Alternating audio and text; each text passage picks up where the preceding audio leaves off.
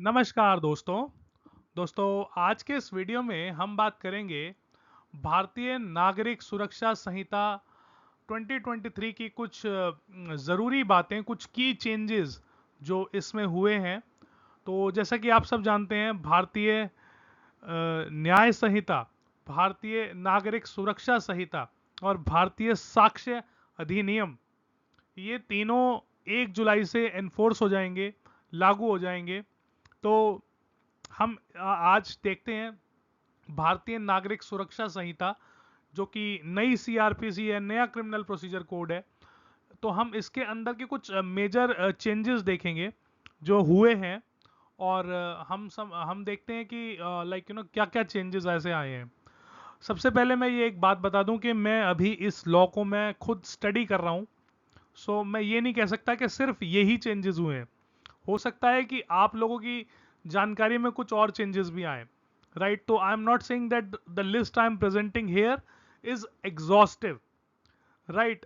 हो सकता है और भी चेंजेस हो, राइट। पर जो मैंने नोटिस किया वो मैं आपके साथ इस वीडियो में शेयर कर रहा हूं। तो दोस्तों, जो सबसे पहली जो चीज है दोस्तों, इस नए कानून में टाइमलाइन दी गई है बहुत सारी चीजों की। जैसे कि जो मेडिकल प्रैक्टिशनर है, जो अगर वो किसी रेप विक्टिम को एग्जामिन करता है, तो अब उसको 7 डेज के अंदर वो रिपोर्ट सबमिट करनी है। जजमेंट जो है वो 30 दिन के अंदर देनी है, after hearing of final arguments, which में extend to 60 days also, right.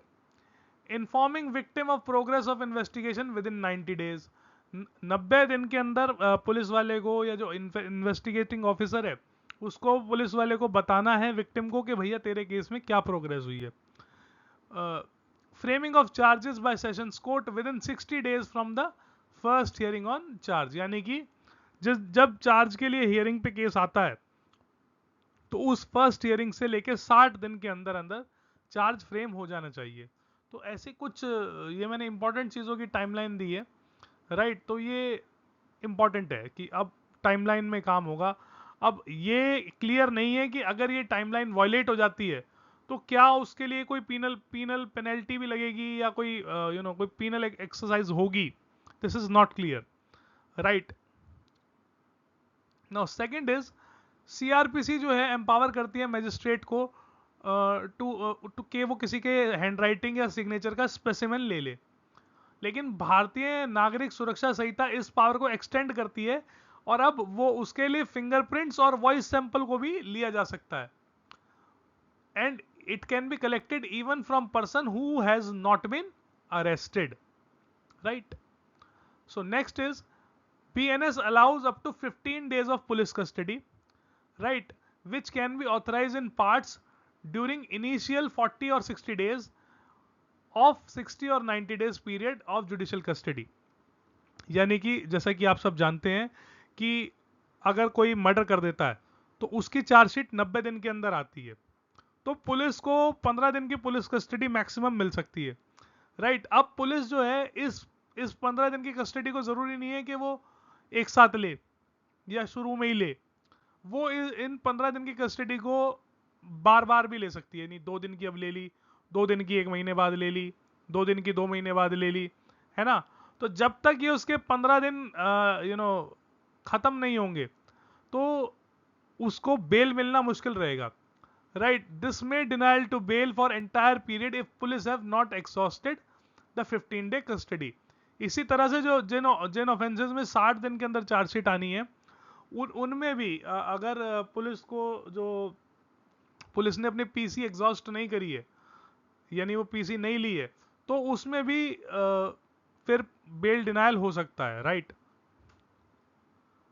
Power to attach property from proceeds of crime, अब ये पावर दे दी गई है कि अगर आपने क्राइम करके कोई पावर अटैच कोई प्रॉपर्टी खरीद ली है या प्रॉपर्टी बना ली है, तो उसको आपकी प्रॉपर्टी को अटैच किया जा सकता है केस में, राइट। और does not have the safe guard provided in the money laundering act. Money laundering act में कुछ जो आपको जो प्रॉपर्टी आप क्राइम से बनाते हैं उसके कुछ कुछ बचाव हैं, लेकिन वो यहाँ पे नहीं है। CRPC provides for bail for an accused who has been detained for half the maximum imprisonment for offense, but BNS denies this facility to anyone who is facing multiple charge, life imprisonment or death sentence. यानी कि अगर किसी आदमी पे BNSS CRPC के अंदर ये provision थी कि अगर किसी व्यक्ति को जो मैक्सिमम सेंटेंस है, यानी अगर 7 साल की सजा है किसी में और अगर उसने 3.5 साल अगर जेल में काट लिए तो उसको बाद वो एंटाइटल टू बेल हो जाता है वो व्यक्ति। लेकिन BNSS में ये फैसिलिटी डिनाई कर दी गई है कि अगर आपने उससे ज्यादा सेंटेंस भी काट ली तो भी आपको बेल नहीं मिलेगी अगर आपके ऊपर मल्टीपल चार्जेस हैं या आप एक ऐसे क्रिमिनल ऑफेंस का ट्रायल फेस कर रहे हैं जिसमें लाइफ इंप्रिजनमेंट मिल रही है या फिर डेथ सेंटेंस मिल सकती है, तो आपको इसका बेनिफिट नहीं मिलेगा ना। अब हैंडकफ्स के यूज की परमिशन मिल गई है जो कि सुप्रीम कोर्ट की जजमेंट्स का डायरेक्ट वायलेशन है, राइट। और ये इकोनॉमिक ऑफेंसेस में भी दी गई है पावर। उसके बाद दोस्तों BNS allows evidence collected by retired or transferred IO to be presented by their successor. This violates the normal rule of evidence when author of document can be cross examined. अब दोस्तों एक normal rule है evidence act के अंदर कि अगर कोई जो IO है जिसने एविडेंस कलेक्ट करा है तो वो रिटायरमेंट के बाद भी कोर्ट में गवाही देने आता है। लेकिन अब ये नई चीज इंट्रोड्यूस कर दी है कि जो उस ऑफिसर का सक्सेसर होगा यानी जो उसके बाद उसका चार्ज लेगा वो भी वो एविडेंस प्रेजेंट कर सकता है। तो this basically violets the normal rule of evidence. तो इससे बड़ा एक वो है कि भाई जो सक्सेसर है उसको क्या पता कि कैसे उसने एविडेंस कलेक्ट करा था, है ना। तो this I don't think this is a good provision, right. अब ये एक और चीज बहुत इंपॉर्टेंट है कि BNSS मैंडेट करता है कि फॉरेंसिक इन्वेस्टिगेशन होगी उन ऑफेंसेस की जिनमें 7 साल से ज्यादा की सजा है, right. In such cases forensic expert will visit the crime scene to collect forensic evidence and record the process on mobile और एनी इलेक्ट्रॉनिक डिवाइस।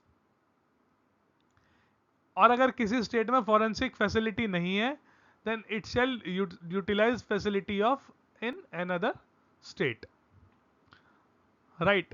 तो अगर कोई स्टेट ऐसा है जहां पे फॉरेंसिक फैसिलिटी नहीं है तो वहां दूसरे स्टेट से आपको फॉरेंसिक फैसिलिटी मंगा के आपको फॉरेंसिक इन्वेस्टिगेशन करानी है। अब again it is not clear कि अगर ऐसा नहीं होता तो क्या कार्रवाई होगी। अब कोई मेट्रोपॉलिटन मजिस्ट्रेट नहीं होंगे, अब सिर्फ CJM होंगे, अब सिर्फ CJM होंगे या मैजिस्ट्रेट होंगे, जुडिशियल मैजिस्ट्रेट होंगे। मेट्रोपॉलिटन मैजिस्ट्रेट जो पुरानी CRPC में प्रोविजन था कि 10 लाख की पॉपुलेशन जब हो जाए तो किसी भी एरिया को मेट्रोपॉलिटन एरिया डिक्लेयर करके वहां पे मेट्रोपॉलिटन मैजिस्ट्रेट अपॉइंट कर सकती थी गवर्नमेंट। अब वो खत्म हो गया, अब सिर्फ जुडिशियल मैजिस्ट्रेट हुआ करेंगे, CJM हुआ करेगा, CMM चीफ मेट्रोपॉलिटन मैजिस्ट्रेट अब नहीं होगा। दूसरी जो चीज है दोस्तों ऑडियो वीडियो इलेक्ट्रॉनिक मीन्स। अब ऑडियो वीडियो इलेक्ट्रॉनिक मीन्स का काफी यूज होगा, टेक्नोलॉजी का काफी यूज होगा BNSS में, यानी कि अब गवाहियां भी हो सकती हैं ऑडियो वीडियो मीन्स से, राइट। तो अब काफी चीजें होंगी, तो this is important. Preliminary inquiry करी जा सकती है सेक्शन 173 में, जैसे कि ललिता कुमारी में डायरेक्शन है कि जो government of UP versus Lalita Kumari की डायरेक्शन थी उसमें कैटेगरी ऑफ ऑफेंसेस बताए गए थे जिसमें कि प्रिलिमिनरी इंक्वायरी पुलिस कर सकती है। तो अब ऐसी ही प्रिलिमिनरी इंक्वायरी करने की पुलिस को पावर दे दी गई है जिसमें पुलिस ये देख सकती है कि पुलिस को पुलिस कैन सी कि कोई कॉग्निजेबल ऑफेंस बनता भी है या नहीं बनता। डायरेक्ट FIR करना पुलिस के लिए 154 में जैसे पहले CRPC में था कि अगर किसी ने कॉग्निजेबल ऑफेंस की रिपोर्ट करा है तो पुलिस के लिए रजिस्टर करना मैंडेटरी था। अब ऐसा कुछ नहीं है, अब जो है पुलिस प्रिलिमिनरी इंक्वायरी कर सकती है और उसका कुछ टाइम भी फिक्स किया गया है सेक्शन के अंदर, राइट। उसके बाद दोस्तों कंटेम्प्ट प्रोसीडिंग। पहले कंटेम्प्ट प्रोसीडिंग मेरे ख्याल से सेशन कोर्ट के पास तो नहीं थी, लेकिन अब कोर्ट के पास पावर आ गई है कि सेक्शन 384 में कोर्ट अपनी कंटेम्प्ट के लिए एक्शन ले सकता है। उसके बाद दोस्तों, acquisition without reasonable cause punishable. अगर किसी व्यक्ति को आपने किसी कंप्लेंट कर दिया और वो कोर्ट को लगता है कि जो आरोप लगाए गए थे ये विदाउट रीजनेबल कॉज थे, तो कोर्ट उस व्यक्ति को जिसने आरोप लगाया है उसको भी पनिश कर सकता है। Right, this is section 273 and this contempt power is in section 384। Right, so and last important thing is in absentia trial, section 355 और 356, ये मैं थोड़ा सा डिटेल में डिस्कस करूंगा अभी नेक्स्ट स्लाइड में। राइट, एक ये भी बहुत इंपॉर्टेंट चीज है कि अब आरोपी की गैर हाजिरी में भी ट्रायल होंगे। राइट, इनफैक्ट इन सारी चीजों में सबसे इंपॉर्टेंट चीज यही है, सेक्शन 355 और सेक्शन 356। राइट, उसके बाद दोस्तों, treatment of rape and acid attack victim. Right, section 397 में ये करा गया है कि कोई भी, चाहे प्राइवेट हॉस्पिटल हो, सरकारी हॉस्पिटल हो, लोकल बॉडी का हॉस्पिटल हो, स्टेट गवर्नमेंट का हो, सेंट्रल गवर्नमेंट का हो, अगर कोई रेप विक्टिम या एसिड अटैक विक्टिम आती है तो उसका ट्रीटमेंट करना पड़ेगा और उसके बाद जल्दी से जल्दी पुलिस को इन्फॉर्म करना पड़ेगा। And rape victim, acid attack victim और victim of protection of children from sexual offences act के अंदर भी ये पावर दी गई है। Right, so next we see in detail section 355 and 356 की जो इंपॉर्टेंट बातें हैं वो हम देख लेते हैं। So let us see. So trial in absentia का मतलब क्या है दोस्तों? To put a person on trial before court in law in his absence, यानी कि उस व्यक्ति की गैर हाजिरी में उसका ट्रायल चला जाएगा। Apart from the recording of evidences, other significant stages of trial are held in absence of accused, यानी कि सिर्फ रिकॉर्डिंग ऑफ एविडेंस नहीं, जजमेंट भी उसके अगेंस्ट आ सकता है। It can be inferred that intention of parliament is to deprecate practice of wilful evasion of trial, यानी कि पार्लियामेंट की इंटेंशन ये है कि लोग अब जो है, जो भाग जाते हैं ना, वो भागे ना, who are declared as proclaimed offender और when there are no prospect of arrest them in near future, यानी जो कोई दाऊद अब्राहिम जैसा मुलजिम जो है, या जो ऐसा व्यक्ति जिसके पकड़ने का नियर फ्यूचर में कोई चांस नहीं है, उसका ट्रायल चलेगा। अब पहले नहीं चलता था, जैसे दाऊद अगर एब्सकॉन्ड कर गया तो वो ट्रायल नहीं चला उसके अगेंस्ट, लेकिन अब ये ट्रायल चलेगा और पनिशमेंट भी होगी और उसकी अपील भी नहीं कर सकते। Right, so it is very interesting. Now let us see, section 355 कहता है, at any stage of inquiry और trial under this Sanhita, if judge or magistrate is satisfied for reason to be recorded that personal attendance of accused before the court is not necessary in interest of justice, or that accused is persistently disturbs the proceeding in court, the judge or magistrate may, if the accused is represented by an advocate, dispense with his personal attendance and proceed such inquiry or trial in his absence, and may at subsequent stage of the proceeding direct the personal attendance of such accused। यानी कि दोस्तों, जैसे कि आप जानते हैं कि कुछ लोग ऐसे होते हैं कोर्ट में जो कोर्ट के डेकोरम को चैलेंज करते हैं, या वो कॉन्स्टेंटली डिस्टर्ब करते रहते हैं कोर्ट के, या फिर कोई ऐसा बंदा है जिसकी पर्सनल अटेंडेंस कोर्ट में ज़रूरी नहीं है और वो व्यक्ति जो है एक एडवोकेट के थ्रू प्रॉपरली कोर्ट में रिप्रेजेंट हो रहा है, तो कोर्ट चाहे तो उसकी गैर हाजिरी में उसका ट्रायल कंटिन्यू रहेगा। Right, this is under section 355। नाउ BNSS allows in absentia trial of proclaimed offenders only ना। And what is proclaimed offender? Section 84(4) जो है, यानी 84 का 4th क्लॉज जो है, वो कहता है, considers a person as proclaimed offender who have committed a grave offence, यानी कि ऐसा ऑफेंस जिसमें उस व्यक्ति ने कोई ऐसा ऑफेंस करा हो जिसमें 10 साल या उससे ज्यादा की सजा हो, या इम्प्रिजनमेंट फॉर लाइफ हो, या फिर डेथ सेंटेंस हो। राइट, तो ये कहता है। Right, so notwithstanding anything contained in this Sahita or in any other law for the being in force, when a person declared as a proclaimed offender, whether or not charged jointly, has absconded or to evade trial, and there is no immediate prospect of arresting him, it shall be deemed to operate as a waiver of his right of such person to present on trial in person। यानी कि अगर कोई व्यक्ति ऐसा है जो भाग गया है ट्रायल से बचने के लिए और उसके कोई नियर फ्यूचर में पकड़ मतलब अरेस्ट होने की कोई चांस भी नहीं है, तो it shall be deemed to operate as a waiver of right of such person to be tried in court. यानी कि अब उसको हम समझेंगे कि उसने अपना ये राइट ट्रायल के टाइम प्रेजेंट होने का उसने खुद वेव ऑफ कर दिया। And the court after recording the reason in writing in interest of justice proceed with trial in like manner and with like effect as he was present under this Sanhita and pronounce the judgment. यानी कि court judgement देगा, आप मत आओ, court judgement देगा और फिर तुम जिस दिन पकड़े जाओगे ना उसी दिन तुम्हें सजा ही होगी, तुम अपना बचाव करने का तुम्हें मौका ही नहीं मिलेगा। Right. Provided that court shall not commence the trial unless a period of 90 days has lapsed from the date of framing of charges। यानी कि चार्ज फ्रेम होने के बाद 90 दिन का समय तो बीतना चाहिए, उससे पहले ये सब कार्रवाई नहीं हो सकती। अब इसके ऊपर कुछ कंडीशन भी लगाई गई है 356 सब क्लॉज 2 में। 2 consecutive warrant of arrest interval of 30 days at least. यानी कि 30 दिन का वारंट होना चाहिए, 30 दिन की गैप होने चाहिए, 2 वारंट अरेस्ट के इशू करने पड़ेंगे कोर्ट को फ्रेम चार्ज फ्रेम करने के बाद। उसके बाद दोस्तों एक लोकल और एक नेशनल न्यूज़पेपर में उसके लास्ट नोन एड्रेस जो उसके लास्ट नोन एड्रेस पे चलता हो वहां पे उसको एक पब्लिकेशन करनी पड़ेगी कोर्ट को न्यूज़पेपर में कि इस व्यक्ति को 30 दिन के अंदर कोर्ट में प्रेजेंट होना है, अन्यथा ट्रायल इसकी एब्सेंस में कंटिन्यू चलेगा।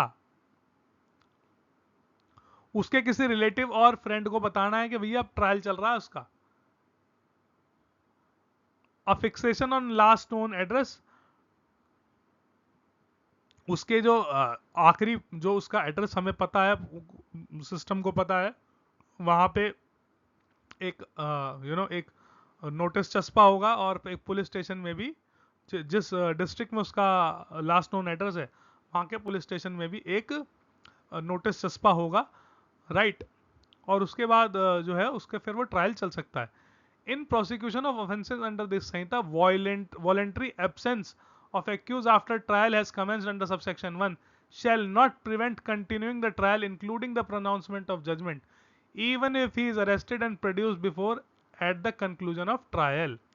यानी कि ये किसी भी तरह का एक्यूज की एब्सेंस किसी भी तरह का हिंड्रेंस नहीं है, और अगर चलता ट्रायल बीच में नहीं रुकेगा, अगर ट्रायल चालू हो गया तो ट्रायल चलता रहेगा।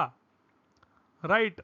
और फिर वो चाहे वो कंक्लूजन की स्टेज पे आए उसे सजा होगी, फिर वो कुछ और एक्सक्यूज नहीं ले सकता। Section 356(7) of forbids challenged judgment pronounced in absence of proclaimed offender of an in absentia trial before the court of appeal। Right. Court of appeal के आगे आप उसको चैलेंज नहीं कर सकते। However the provision permits challenge to the judgment with a caveat that proclaimed offender shall himself appear before the court। अब अगर तुम्हें चैलेंज करना है उस जजमेंट को तो भाई साहब पहले आप कोर्ट में आओ, और जब कोर्ट में आओगे तो पुलिस तुम्हें पकड़ेगी, अब तुम करते रहो चैलेंज। राइट। तो दोस्तों मैं उम्मीद करूंगा कि ये जो जानकारी है ये आपको अच्छी लगी होगी। देखने के लिए आपका बहुत बहुत धन्यवाद।